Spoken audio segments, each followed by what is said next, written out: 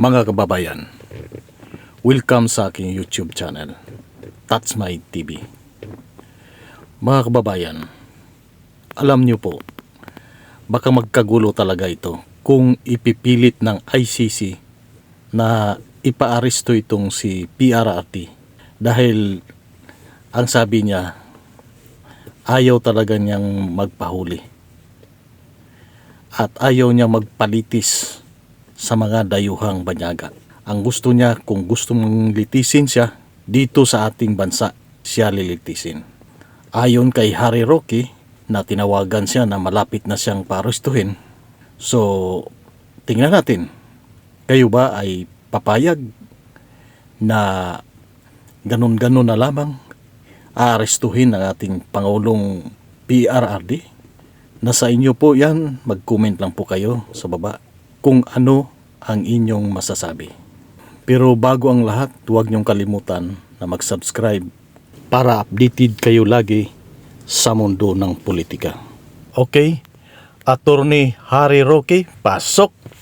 Now, anong reaksyon ng tao? Nagkakagulo na. Walang tigil ang aking telepono. Anong gusto nyong gawin namin? Magpi-people power na ba tayo? Ako naman po, huminahin po tayong lahat ha, kasi hindi pa naman po nangyayari. Pag nangyari po yan, asahan nyo po, ako'y mag-i-spokes-hour at ako mananawagan para sa mga Pilipino na manindigan. Pag nangyari po yan, asahan nyo naman ako na ako'y mag-spokes-hour dyan. So ngayon, kulang po kayo. Now, bukod dun sa aking tatlong sources, na talaga naman pong mga kapanipaniwala yan, no? Bakit pa kayo maghahanap ng source? Nagsalita na yung complainant labang kay Pangulo Duterte, si dating Senador Trillanes. Anong sabi niya? Tapos na ang investigasyon, ang susunod na, lalabas na ang warrant of arrest. Di ba sinabi niya yan? Bakit pa kayo nagdududa na mangyayari yan? Siya ang complainant. Confidential ang proceedings ng ICC, pero hindi nila po pwede baliwalain ang mga complainants. Dahil sila ang complainants. Meron nga doong section sa ICC para dun sa mga victims, no? Kasi talagang progressive po ang progressive dahil nga they respond to the victims, no? Meron talaga opisina that takes care of yung victims, no? Hindi naman biktima si Trillanes, pero siyempre sa kahit ano namang legal proceedings, kinikilala kung sino mga complainant, at complainant yan si Senator Trillanes. So bakit natin pagdududahan siya kung sinasabi niya na palabas na ang warrant of arrest? Pero ang sinasabi ko po, hindi naman ako solely nag-rely kay dating Senador Trillanes. Nagkaroon po ako ng tatlong iba't ibang sources na malapit na daw ang arrest.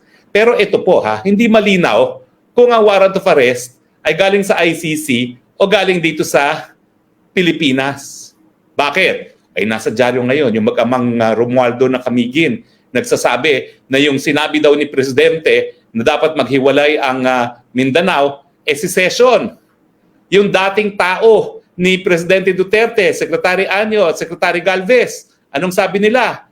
We will meet any threat to secede from the Republic with force. Ano ibig sabihin yan? Gagamitan namin ng dahas, poprotektahan namin ang territorial integrity ng Pilipinas. So, yung isang kongresista at dating gobernador nagsasabi, sedition. Yung isa nagsasabi, we will meet it with a threat of force.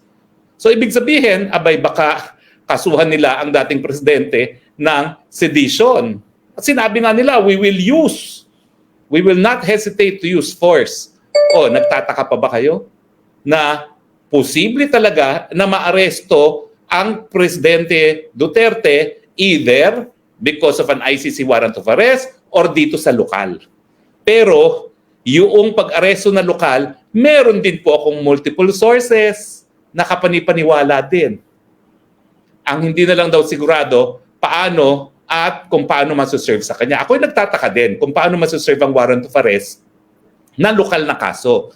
Kasi dapat dadaan yan sa PI unless nagkaroon ng tinatawag na inquest proceedings caught in the act.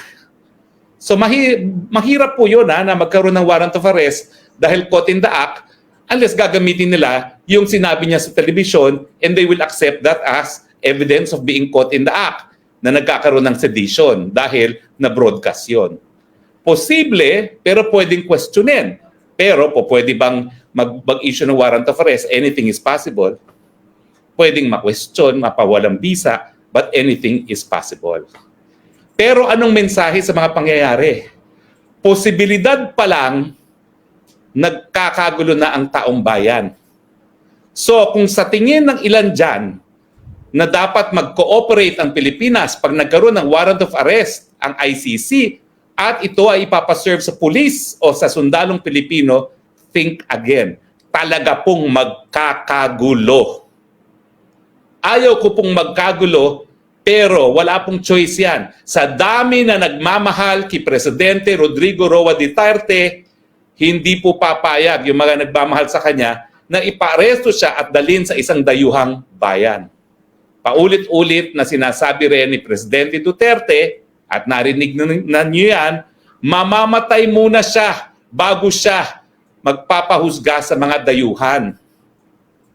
Hindi ba kayo naniniwala dyan? Ako naniniwala ako doon. Dahil tunay na talagang binigyan ng importansya ni Presidente Duterte ang soberenya ng Pilipinas. Na tayo independenteng bansa na. At hindi po pwede na mga krimen na nangyari sa Pilipinas, lilitisin ng mga dayuhan. So mga nagsasabi, ay fake news, well, unang-una, sa mga panahon po ngayon, wala nang fake news. Anything is possible. Di ba? Fake news na gumagamit daw ng pulburon.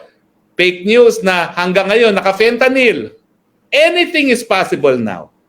Dahil history is unfolding. Malalaman po natin sa lalong mabilis na panahon ang katotohanan. Kasi yan ngayon ang hingi ng taong bayan. Ano ang katotohanan? Doon sa warrant of arrest, tignan natin kung ano mangyayari. Sana wala. Sana yung reaksyon ng tao na wala pa, na talagang natataranta ang tao dahil mahal si Presidente Duterte, will make this administration to make the right choice. Kung ICC warrant of arrest yan, wala talagang basihan para makipag-cooperate dahil hindi na tayo miyembro ng ICC. Pag siya'y inaresto, miski hindi na tayo miyembro, ang remedyo, habeas corpus na po yan dahil illegal arrest na yan.